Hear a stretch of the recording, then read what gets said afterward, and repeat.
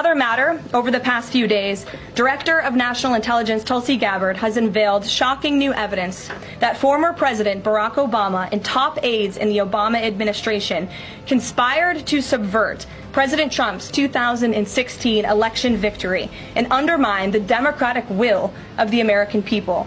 While publicly pretending to engage in a peaceful transfer of power, in private, former President Obama went to great and nefarious lengths to try to sow discord among the public and sabotage his successor, President Trump. The new evidence released by the Director of National Intelligence, who is here with me today, confirms that the Obama administration manufactured politicized intelligence, which was later used as the justification for baseless smears against President Trump in an effort to try to delegitimize his victory before he even took the oath of office. The truth is that President Trump never had anything to do with Russia, and the Russia collusion hoax was a massive fraud perpetuated on the American people from the very beginning.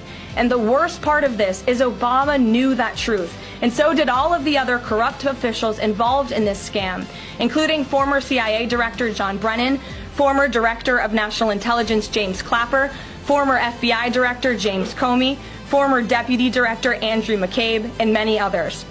Director of National Intelligence Gabbard's report further confirms what we already knew.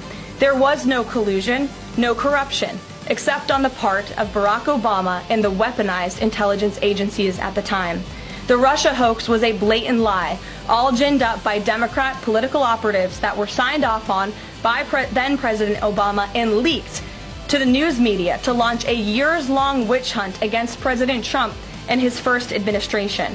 Allies of the president, including his own son, Donald Trump Jr., were disgustingly smeared as Russian assets, and some even had their lives destroyed because of this vicious lie.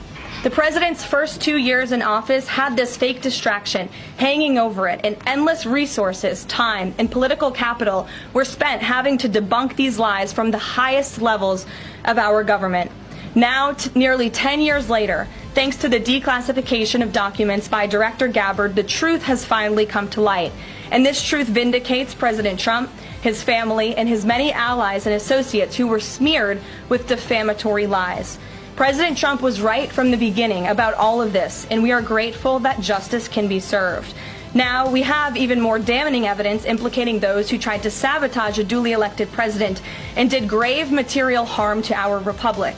Thanks to additional important work done by CIA Director Ratcliffe, Committee Chairman Rick Crawford over the past few months, a newly declassified 2020 report prepared by the House Permanent Select Committee on Intelligence, which DNI Director Gabbard has declassified, found that the intel community did not have any direct information that Russian President Vladimir Putin wanted to help elect President Trump in 2016, and in fact, Russia was actively preparing for a Hillary Clinton victory.